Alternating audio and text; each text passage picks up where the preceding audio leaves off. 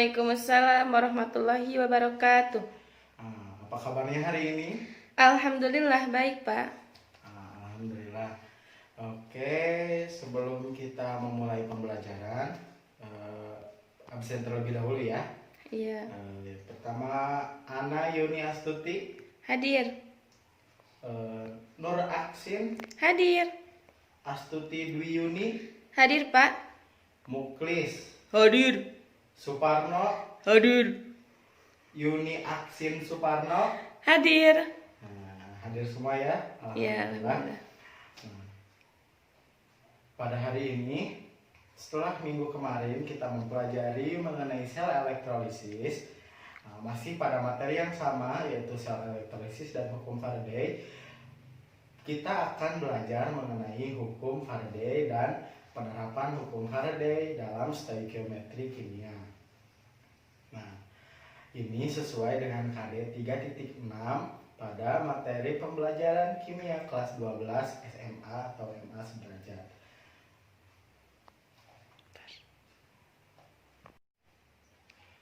Oke, sebelum memulai pembelajaran, mari kita mulai dengan membacakan basmalah bersama-sama. Bismillahirrahmanirrahim. Lanjut, materi selanjutnya yaitu mengenai hukum Faraday.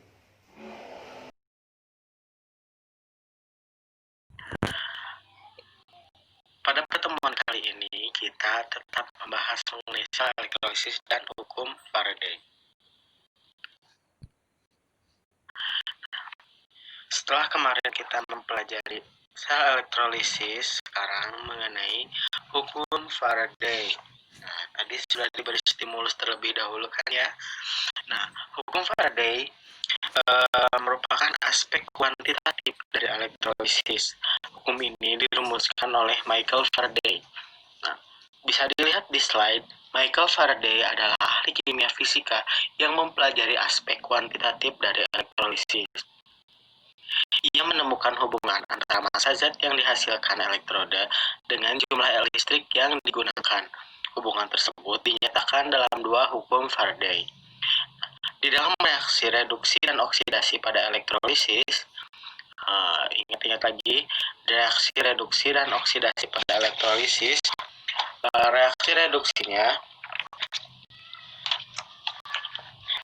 reduksi terjadi di katoda dan reaksi oksidasi terjadi di anoda. Terjadi transfer elektron. Ya. Selain contoh, pada reaksi reduksi CO2+, ion CO2+ dalam lelehan menerima arus listrik elektron dari luar untuk dapat membentuk Cu padatan. Nah, ini perbandingannya. CO2+ dalam bentuk aqueous ditambahkan 2 elektron atau 2 arus listrik dari luar menghasilkan Cu padatan. Nah,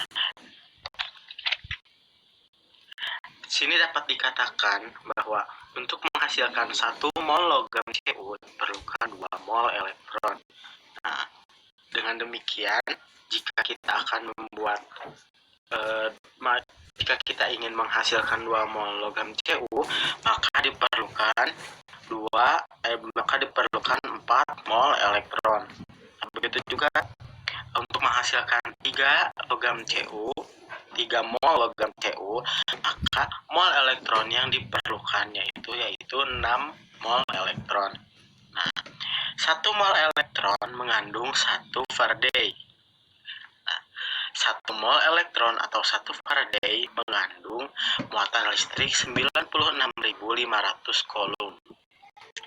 Dengan demikian, dapat disimpulkan untuk menghasilkan 1 logam Cu, diperlukan muatan listrik yaitu 2 dikali 96.500. Nah, bagaimana untuk menghasilkan 2 logam Cu? Maka diperlukan muatan listrik 4 kali 96.500. Begitu juga untuk menghasilkan 3 logam Cu. Ingat tadi, elektron yang diperlukan, jumlah mol elektron yang diperlukan untuk menghasilkan 3 logam Cu adalah 6. Maka tinggal dikalikan dengan muatan listrik 6 dikali 96.500 kolom untuk menghasilkan 3 logam Cu. Setelah kemarin, muatan listrik Q yang dibutuhkan berbanding lurus dengan mol elektron dan dapat dirumuskan sebagai berikut. Q atau muatan listrik sama dengan N yaitu jumlah mol elektron tadi, dikali F, muatan listrik per 1 mol.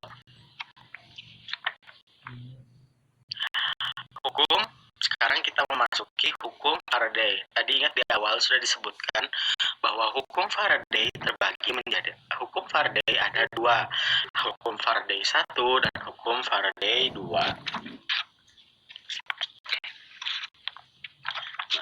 Hukum Faraday 1, massa zat berbunyi massa zat atau G yang dihasilkan pada suatu elektrode selama proses elektrolisis berbanding lurus dengan muatan listrik atau Q yang digunakan. Nah, berarti kita sudah mengetahui bahwa massa zat yang dihasilkan pada elektrode berbanding lurus dengan jumlah mol elektron. Nah, sementara jumlah mol berbanding lurus dengan muatan listrik atau Q dalam elektron. Nah, tadi ya, karena massa zat berbanding lurus dengan jumlah mol elektron, sedangkan jumlah mol elektron berbanding lurus dengan muatan listrik dalam elektrode, maka didapatlah kesimpulan bahwa massa zat berbanding lurus dengan muatan listrik dalam elektron, atau G sama berbanding lurus dengan Q. Nah, dengan Q menunjukkan besar muatan listrik dari suatu titik kawat. Jika arus listrik I ampere melewati selama T detik, maka secara sistematis dapat dirumuskan dengan Q sama dengan I dikali T, dengan Q ialah muatan listrik dalam elektrode dan I ialah arus listrik dalam satuan ampere dan T ialah waktu dalam satuan detik. Sehingga dari persamaan ini dapat diperoleh persamaan G sama dengan I kali T, sama ya, tinggal dirubah ininya menjadi G sama dengan I kali T. Nah, selanjutnya hukum Faraday 2. Hukum Faraday 2 berbunyi bahwa massa zat yang dihasilkan pada suatu elektrode selama elektrolisis atau G berbanding lurus dengan massa ekivalen zat tersebut.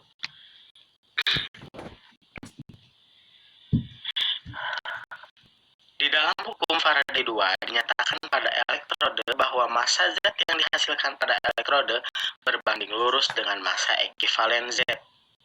Nah, maka massa Z tadi disebutkan bahwa massa zat yang dihasilkan atau G berbanding lurus dengan massa ekivalen zat tersebut. Massa zat berbanding lurus dengan muatan listrik dalam elektrode atau massa ekivalen.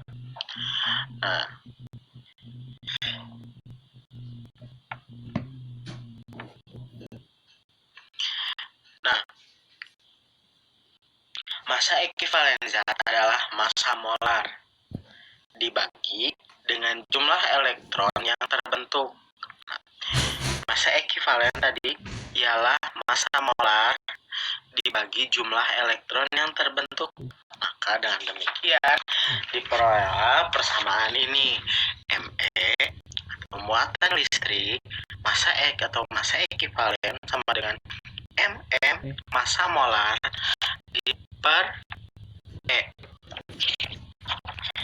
yaitu jumlah mol elektron yang terbentuk.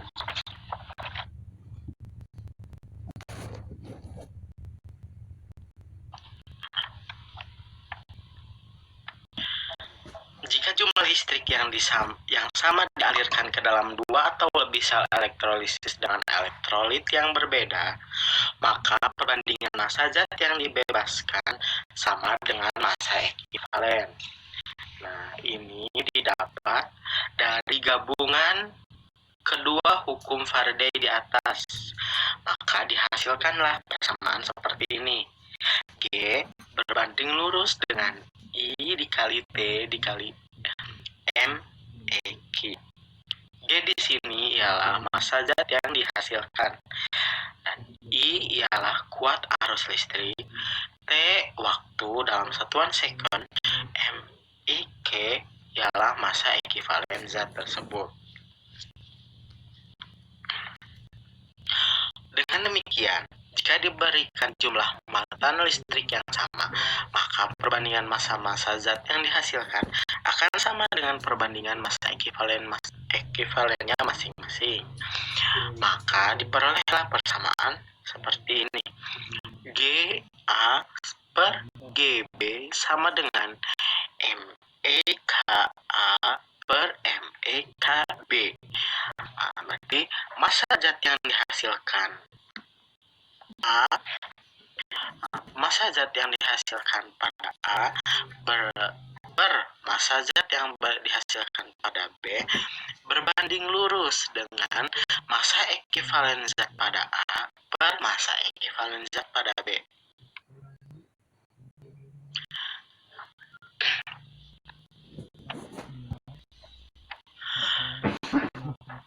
Pada penambahan faktor 1 per 96.500 akan diperoleh persamaan G sama dengan 1 per 96.500 dikali I dikali T dikali ME.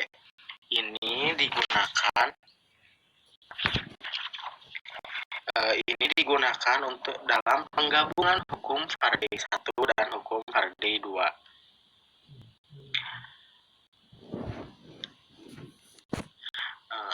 Ini biasa digunakan untuk menentukan massa endapan yang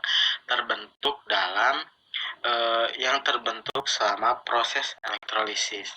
Nah, di sini G ialah massa zat yang dihasilkan dan I ialah arus listrik, T waktu dalam satuan detik, ME ialah massa ekivalen zat. Nah, 96.500 di sini ialah ingat tadi bahwa 1 mol sama dengan 1 Faraday dan 1 Faraday sama dengan 96.500. 96.500 ini berasal dari jumlah kolom dalam satuan Faraday. Jumlah Faraday dalam satuan kolom. Nah, sekarang kita ke contoh soal. Contoh soal pertama. Di sini kita akan menggunakan rumus ini. ME sama dengan MM per E. Ada yang masih ingat ini rumus hukum Faraday berapa? Nah, ini rumus hukum Faraday 2. Nah, contoh soalnya, tembaga atau Cu mempunyai massa molar 63,5 gram per mol. Nah, berapakah ekivalen untuk reaksi berikut ini? Di sini ialah Cu2 plus dalam bentuk aqueous ditambah 2 elektron menghasilkan Cu padatan. Nah, pada reaksi di atas jumlah elektron adalah 2. Nah, maka massa ekivalen atau MECU adalah ME sama dengan, kita masukkan rumusnya, ME sama dengan MM per E. MM-nya berapa? 63,5 gram per, nah di sini E-nya berapa? E-nya dilihat dari ini. Nah, 2 elektron, maka E-nya 2 mol. Dari 1 elektron sama dengan 1 mol. Nah, 2 elektron di 2 mol. Dan demikian 63,5 gram per mol dibagi 2 mol menghasilkan 31,75 gram. Contoh soal kedua. Kita di sini akan menggunakan rumus perbandingan GA per GB sama dengan MEA per MEB. Nah, bisa dilihat pada pada soal, jika pada rangkaian di atas terbentuk endapan CU sebesar CU 5 gram, berapakah massa Ag yang mengendap pada elektrode MMCU? Kita ketahui MMCU ialah 63,5 gram per mol, Ag sama dengan 108 gram per mol. Nah, kita tulis dulu yang diketahuinya. Yang diketahuinya ialah massa CU 5 gram, kemudian massa molar CU 63,5 gram, dan massa molar Ag 108 gram per mol. Yang ditanyakan di sini ialah massa Ag yang mengendap pada elektrode. Maka kita perlu menuliskan terlebih dahulu reaksi yang terjadi pada pada soal di atas. Nah, reaksi pada CU yaitu reaksi yang terjadi pada CU yaitu CU2 plus aqueous ditambahkan dengan 2 elektron menghasilkan CU padatan. Nah, sedangkan pada Ag reaksi yang terjadi ialah Ag plus dalam bentuk aqueous ditambahkan dengan 1 elektron menghasilkan Ag dalam bentuk padatan.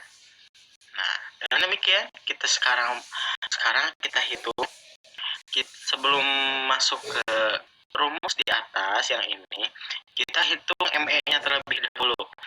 MECU sama dengan MM per E sama dengan 63,5 gram per mol per 2 mol. 2 mol di sini didapat dari 2 elektron ini, ya, sama dengan 31,75 gram. Nah, untuk Me dari Ag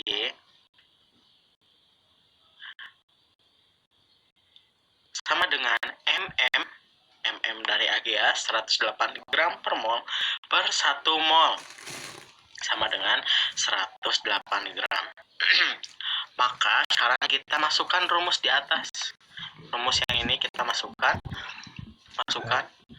GCU per GAG sama dengan MECU per MEAG. Nah, GCU-nya 5 gram, lalu GAG-nya masih yang ditanyakan. Nah, MECU 31,75 gram, MEAG 108 gram. Nah, lalu kita jumlahkan, maka didapatkan hasil untuk G atau untuk massa dari Ag ialah 17 gram. Contoh soal nomor 3. Nah, arus listrik 0,2 ampere dilewatkan selama 50 menit ke dalam sel elektrolisis yang mengandung larutan CuCl2. Sekarang hitunglah endapan Cu yang terbentuk pada katode. MMCU ialah 63,5 gram per mol. Nah, penyelesaiannya kita tulis dulu apa yang diketahui. Pertama tadi arus listrik 0,2 ampere dilewatkan selama 50 menit. Nah, 50 menit kita kalikan dalam detik. 50 kali 60 3000 detik. Lalu ada MM. Ingat ya, MM-nya MMCU 63,5 gram per mol. Yang ditanyakan ialah endapan Cu yang terbentuk pada katode. Endapan Cu atau G. Kita jawab dengan menuliskan reaksi terlebih dahulu. Reaksi pembentukan pengendapan Cu. Cu2 plus dalam bentuk aqueous ditambahkan dengan 2 elektron menghasilkan Cu dalam bentuk padatan. Nah, kita hitung sekarang Me-nya, massa ekuivalennya, dengan memasukkan rumus MM massa molar per E. Nah, menghasilkan 63,5 gram per mol dibagi 2 mol sama dengan 31,75 gram. Jadi diperoleh massa endapan CU yang terbentuk adalah GCU. Nah, sekarang kita masukkan rumus yang tadi, rumus yang perpaduan antara hukum Faraday 1 dan hukum Faraday 2. GCU sama dengan 1/96.500 dikali I dikali T dikali MP. Nah, kita masukkan angka nilai-nilainya. 1/96.500 dikali 0,2 ampere dikali 3.000 detik dikali 31,75 gram. Sekarang kita hitung dan didapatlah hasilnya bahwa massa endapan CU yang terbentuk ialah 0,197 gram. Nah, tip menyelesaikan soal sel elektrolisis. Nah, untuk menyelesaikan soal materi yang satu ini ada beberapa tips dan triks. Nah, apa saja? Pertama, tulis semua informasi dari soal yang diketahui.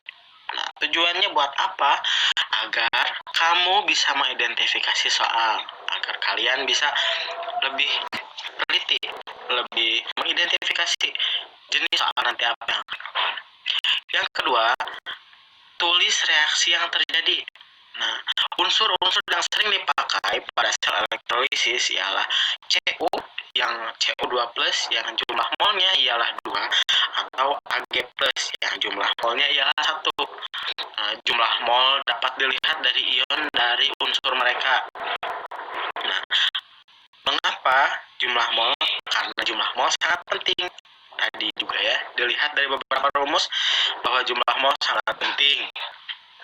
Nah, yang ketiga ialah tulis pertanyaan dari soal, lalu identifikasi soal. Nah, seperti apakah yang diselesaikannya dengan hukum Faraday 1 atau hukum Faraday 2. Nah, kenali tipe-tipe soal. Yang keempat, kenali tipe-tipe soal. Hukum Faraday 1 biasanya digunakan untuk mengetahui kuat arus yang mengalir pada sel elektrolisis atau waktu yang mengalir pada sel elektrolisis. Untuk mengetahui variabel tersebut, kita perlu merubah variabel pada hukum Faraday 1 saja. Nah, hukum Faraday 2 biasanya digunakan untuk menjawab tipe soal perbandingan, di mana ada satu variabel soal yang tidak diketahui, bisa berat ekivalen atau massa hasil endapan. Nah, yang terakhir, ada tipe soal yang menggabungkan antara hukum Faraday 1 dan hukum Faraday 2. Nah, soal tersebut biasanya menentukan massa endapan yang terbentuk di katoda. Karena 1 Faraday sama dengan 1 mol elektron, dan 1 mol elektron sama dengan 1 muatan 96.500 coulomb. Nah, persamaannya seperti tadi pada soal yang contoh soal nomor 3, yaitu menggunakan persamaan G sama dengan 1/96.500 dikali I dikali T. I ini ialah arus listrik, kuat arus listrik, dikali T waktu dalam satuan second, dan dikali ME.